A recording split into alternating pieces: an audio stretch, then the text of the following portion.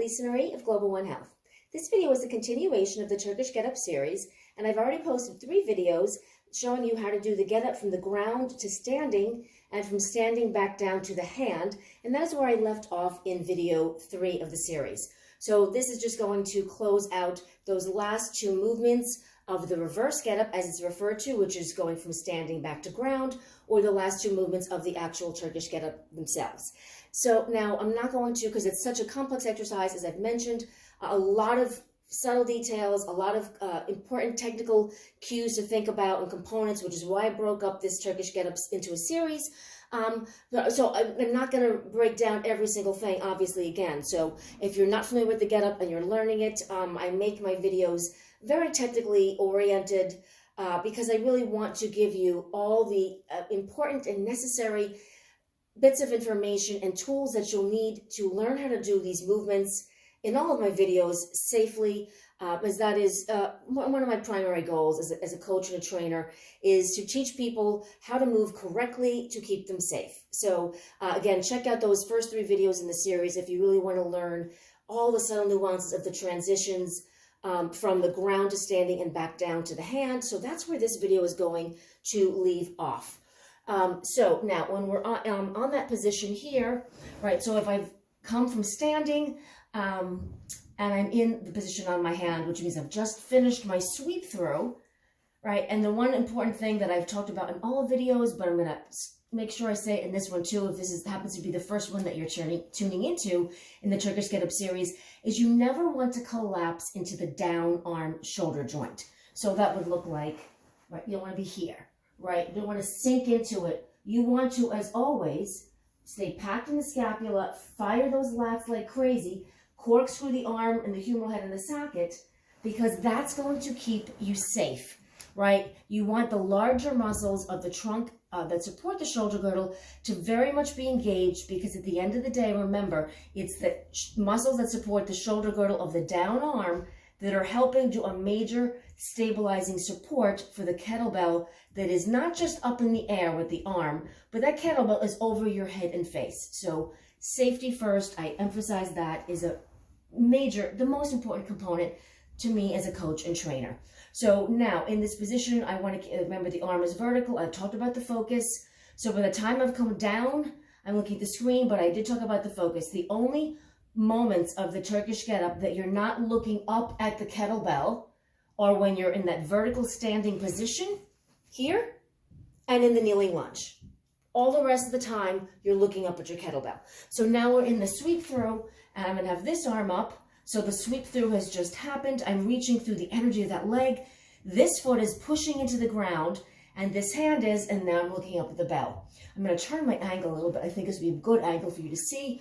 Now, the key thing is, another challenging moment of the get-up, there are quite a number of them in this exercise, right, is, again, and I talk about this in video 3, is as I'm coming to the ground, you know, if it's coming from here, right, into my hip hinge down, or from the hand to the elbow, I don't want to collapse.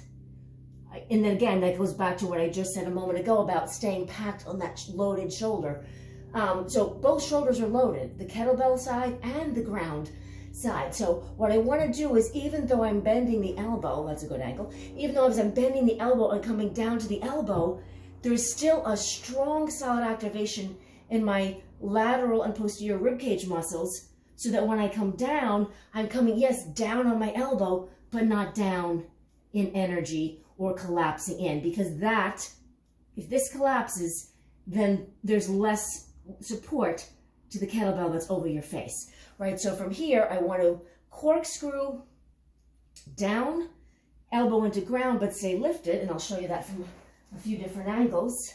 That should be good, right? So here, I come down on the elbow, but I'm still, quote, lifted in my rib cage, because that lift energy is going to feed up into the kettlebell side, right? So then as I come down to the elbow, I'm here. Now, just as I talked about in video 1, how you get from the supine position on the back to the elbow, same thing as I mentioned in video 3, that the Turkish Get-Up, if you're taking a picture of someone, you should know if they're coming from the ground to standing or in reverse direction, right? So you have to hit it the exact same way. That's why I said in video 1, practice the transitions. So just practice getting from the elbow to the hand and back to the elbow, and make that a drill. It's a fantastic way to really own your Turkish get-up, is take movement 1 and 2 and just practice the transition between 1 and 2 over and over, then 2 to 3, and then 3 to 4, etc. And if you do that, you will really start to own those transitions better and move cleaner in your Turkish get-up overall. So I highly recommend that as a great drill approach that you can take as well. So if I'm on the ground, now it's the opposite of what I did to get from the back up onto the elbow when I'm going from the elbow back down, because it's the opposite energy direction that I'm moving. And again, I'll show you from a few different angles. But what I want to do is I want to push, of course, my point of contact, primary point of contact here is my elbow.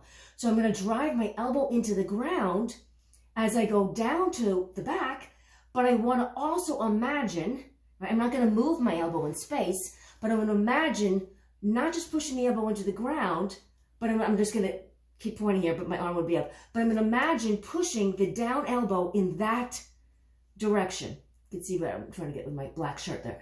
So I want to put pushing the elbow in that direction. And as I do that, that's going to keep me packed on that down shoulder. So again, I'll show you from this angle. Okay, so I'm here.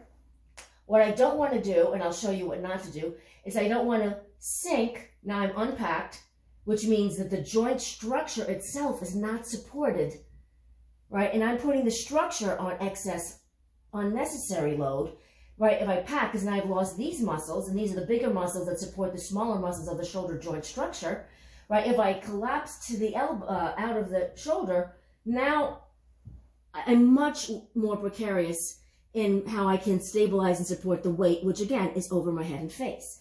So as I go down to the elbow in slow motion, I'm pushing the elbow vertically into the ground, but I'm also pushing the elbow forward away from my rib cage. So if I push the ground away, and even if the hand comes up, that is okay, because you're going to get way more leverage and support from the elbow connection to the ground than the hand. So I'm going to push my elbow into the ground and away from my rib cage, and notice how slow I can go down, and then I'm never going to unpack that shoulder area. And then I'm going to be able to support a much heavier bell in my get-up. So again, from this angle, right, you can see from a few different, I'm going to push the ground. Here you get a sense of the pushing. Elbow down, then I'm pushing the elbow in the direction of that hand, push the ground away, and then I stay packed, and then I come down. So that is a fantastic cue I learned from my team leader in my SFG certification a few years ago. And I had learned the Turkish Get-Up at RKC many, many years ago, a decade ago now.